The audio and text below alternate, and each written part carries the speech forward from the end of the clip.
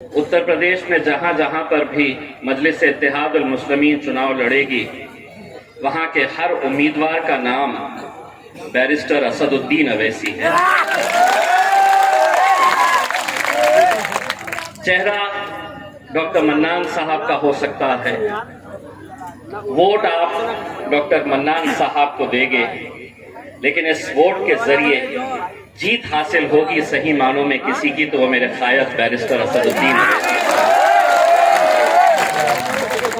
इतने सालों तक मेरे भाइयों हमने क्या किया, ये आप भी अच्छी तरह से जानते हैं और मैं भी अच्छी तरह से जानता हूं।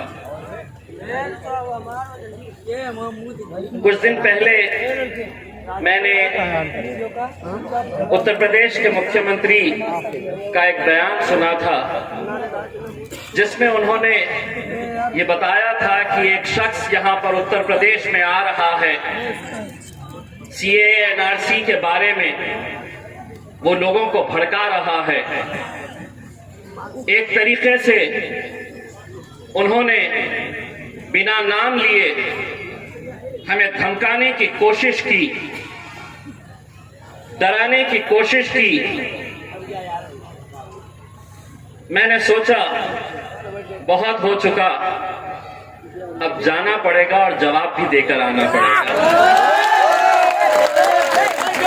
जिस अंदाज में मुख्यमंत्री साहब आपने मेरे कायद बैरिस्टर असदुद्दीन अवैसी साहब के बारे में जो कहा, उसका जवाब सिर्फ अकेले मैं नहीं, सिर्फ अकेले उत्तरौला के मुसलमान नहीं,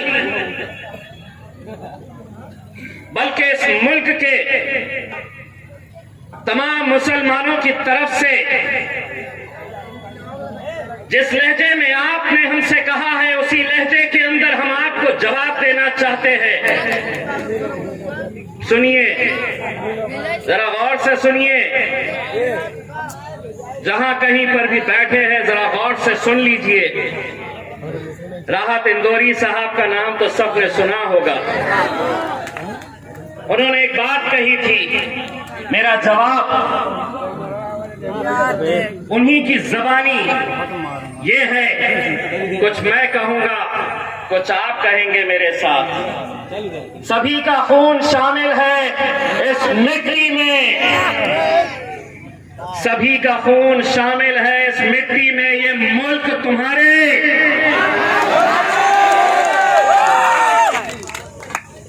उन्हें सुने नहीं आया, ये मुल्क तुम्हारे।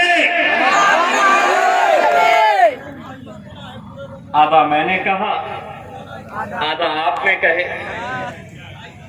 अब ये मीडिया वाले जाएंगे,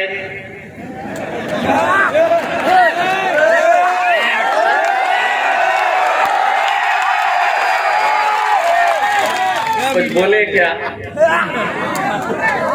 केस बनता क्या?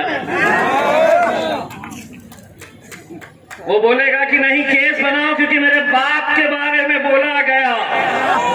पुलिस वालों को बोलेंगे कुछ तो निकालो, पुलिस वाले बोलेंगे कि साहब नहीं, अब ये बहुत होशियार हो चुके हैं, आधा ये बोलते हैं आधा ये बोलते हैं।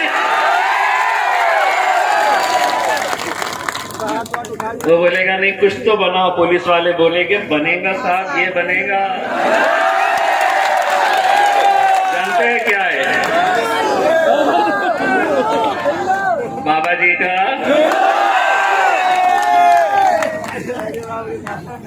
अब ये समझते हैं कि हम बोलने का इख्तियार सिर्फ उन्हें है और हम सुनते रहेंगे।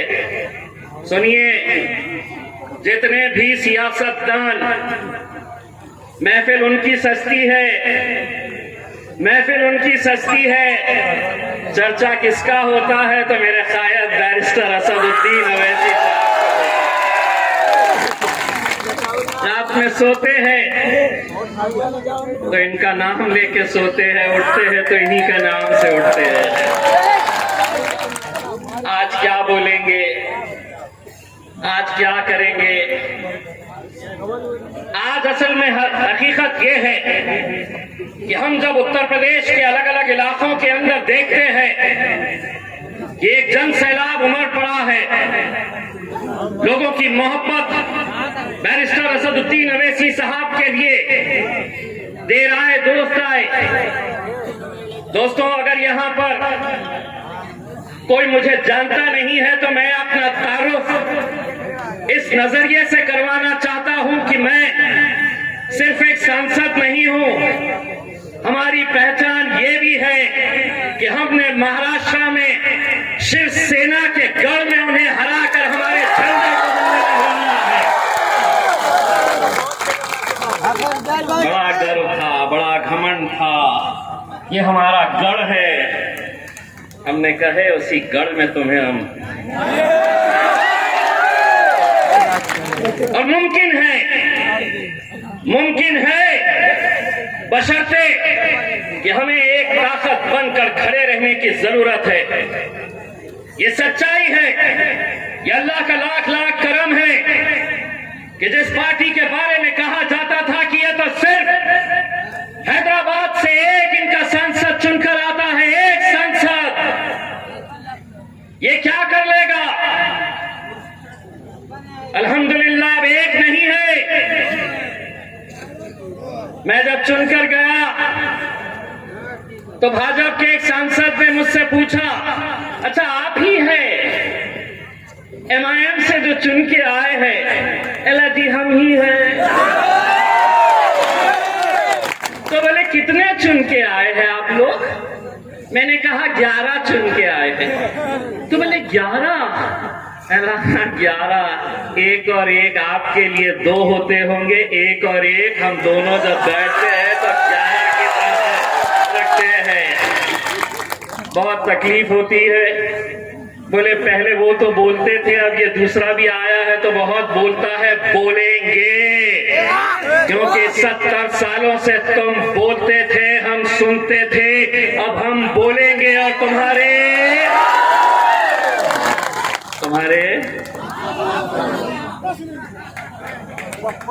बोलो भाई, दिल खोल के बोलो, कुछ नहीं होता, ये कुछ नहीं कर सकते। तुम्हारे केस बनता, दादा हम बोले, दादा आप बोले। बस मेरे भाइयों, मैं आप लोगों से इतनी इल्तिजा करने के लिए आया हूं कि आज इस मुल्क के हालात जो है, लोग आपको अलग अलग तरह की बातें करेंगे। लोग आपको ये कहेंगे कि नहीं हम सिर्फ आए हैं यहाँ पर तो वोटों की तकसीम होगी। यही इल्जाम हम पर भी लगाया जाता था। आज फख्र है हमें कि पूरे महाराष्ट्र के अंदर एक सांसद चुन के आता है मुसलमानों का, एक सांसद। कहां है वो समाजवादी पार्टी के लोग, कहां है वो कांग्रेस के, राष्ट्रवादी कांग्रेस के, कहां है वो शिवसेना के लोग जो कांग्रेस और राष्ट्रवादी के साथ सत्ता बना लेते हैं? एक ही सांसद पूरे महाराष्ट्र से चुनकर आता है, और वो भी अल्हम्दुलिल्लाह किस पार्टी से ताल्लुक रखता है, तो वो अल्हम्दुलिल्लाह मजलिस इत्तेहाद और मुस्लिमीन का सांसद चुनकर आता है। क्यों आता है? हम भी जब खड़े रहे तो हमको भी यही कहा गया कि नहीं, अब ये खड़े हुए हैं, अब शिवसेना जीत जाएगी, ये खड़े हैं तो भारतीय जनता पार्टी की जीत यकीनी हो जाएगी। हमने अपनी आवाम से कहा, एक बार धक्का लगाओ तो सही। अल्हम्दुलिल्लाह ऐसा धक्का लगाए कि 30 साल से जिस शहर के अंदर शिवसेना जीत कर आती थी, आज वहां पर मेरे मजलिस के झंडे लहराते हैं। एक नेता ने आकर कहा, ये जो चुनकर आया है ना महाराष्ट्र से सांसद, ये सिर्फ एक्सीडेंट था, बोले चुनकर आ गया है। मैंने कहा इंशाल्लाह अब पूरे हिंदुस्तान के अंदर जहां जहां पर भी मजलिस इलेक्शन लड़ेगी, इस तरह के एक्सीडेंट्स होते रहेंगे। बस आप लोगों से यही इल्तिजा करने के लिए आए हैं मेरे भाइयों, जिस दिन इलेक्शन का दिन आएगा, अलग अलग सियासी जमातों को आपने हर बार आजमाया है। एक बार बैरिस्टर असदुद्दीन अवैसी साहब को। दोस्तों, इतना फख्र होता है मुझे, इतना फख्र होता है जब मैं देखता हूं कि पार्लियामेंट के अंदर एक तरफ भारतीय जनता पार्टी के, समाजवादी पार्टी के, कांग्रेस के, राष्ट्रवादी कांग्रेस के असदुद्दीन अवैसी साहब अकेले, लेकिन जिस हिम्मत के साथ वो खड़े रहते हैं, नरेंद्र मोदी की आंखों में आंखें डालकर बोलते हैं, तो मेरे मन में भी ये सवाल आता था कि आखिर असद साहब को ये हिम्मत कहां से मिलती है। तब ख्याल आया कि ये हिम्मत उन्हें मिलती है यहां से, ये ताकत मिलती है यहां से। तुम साथ में हो तो हम हर मुकाबला करने के लिए तैयार हैं। आपसे कहेंगे कि होगा, आप कितने सीटें लड़ेंगे, आप कितने जीत कर आ जाएंगे, क्या हुकूमत आप बना सकते हैं? नहीं बनाना है हमें हुकूमत। गूंगे मुक्के बहरे लोगों को संसद में या उत्तर प्रदेश की विधानसभा के अंदर नहीं भिजाना है। लोग जब पूछते हैं कि 2 क्या कर लेंगे, 1 क्या कर लेगा, 4 क्या कर लेंगे, तो मैं उन्हें जवाब देता हूं कि जंगल में कुत्ते और बिल्लियों की गिनती नहीं होती है, शेर कितने हैं ये देखे जाते हैं। शेरों के बच्चों को भिजाओ, शेरों के बच्चों को भिजाओ, और जो बहुत सारे, देखिए ताकत किसकी है ये हमको भी समझने की जरूरत है। आज अलग अलग राजनीतिक पार्टियां इतनी खौफ खाई हुई है, छोटे छोटे दल, जितने दूसरे दल है, सबको ये कह रहे तुम आओ, मैं अकेले नहीं लड़ सकता, तुम भी आ जाओ, मैं नहीं लड़ सकता। हालात तो ये हो गए हैं कि सारे जुगनू महफिल में बैठ गए हैं और ऐलान ये कर दिया गया है कि इस सूरज को कैसे हटाया जाए। मेरे भाइयों, ये इलेक्शन इस मुल्क की तकदीर बदल सकता है। ये इलेक्शन मुसलमानों की तस्वीर बदल सकता है, हमारा मुस्तकबिल बदल सकता है।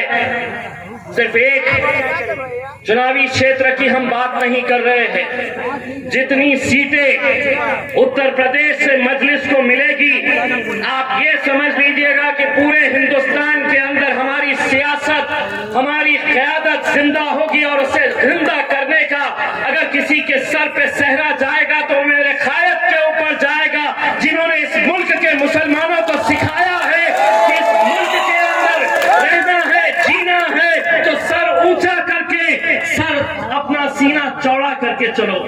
ये सीख हमें मिली है। मेरे भाइयों, नतीजे आने के बाद हम भी फख्र से ये कहना चाहिए, हमने भी ये कहना चाहिएगा कि उतरौला में डॉक्टर मन्नान साहब के लिए इत्तेहाद की भीख मांगने के लिए हम भी आपके दरबार में आए थे और आपने हमारी झोली अपने वोटों से भर दिए हैं। हम उम्मीद करेंगे कि इंशाअल्लाह आने वाले वक्त के अंदर मजलिस के जहां जहां उम्मीदवार है वहां से आप हमारे मजलिस के उम्मीदवारों को ताकत दीजिए। दोस्तों, मुझे मालूम है कि मेरा आपका रिश्ता क्या है। मैं जब इलेक्शन में खड़ा हुआ था, आपने मुझे वोट नहीं डाला, आप डाल नहीं सकते, लेकिन मेरे जीत में, हमारी जीत में आप लोगों का बहुत बड़ा हाथ है। वो किस तरह से कि इलेक्शन मैं लड़ रहा था, लेकिन अल्लाह की बारगाह में सिजदा आप लोगों ने किया था कि अल्लाह इन्हें जिता दे। वो रिश्ता था हमारा। लोग कहते हैं कि शिवसेना का गढ़ था, तुम जीते कैसा? तुम कैसा जीत सकते हैं जहां पर पूरे मुल्क के अंदर मोदी की लहर चल रही थी और वहां औरंगाबाद जैसे शहर से मजलिस अपना झंडा लिए आगे चल रही थी। मैं लोगों को कहता हूं कि वोट तो मिले ही थे, लेकिन हमारी जीत दुआओं से भी हुई है। अल्हम्दुलिल्लाह, दुआओं से हुई है। सिर्फ वोट ही नहीं करना, आप लोग मजलिस की कामयाबी के लिए दुआ भी करिएगा, क्योंकि एक तड़प जो हम बैरिस्टर असदुद्दीन अवैसी साहब के अंदर देखते हैं दोस्तों।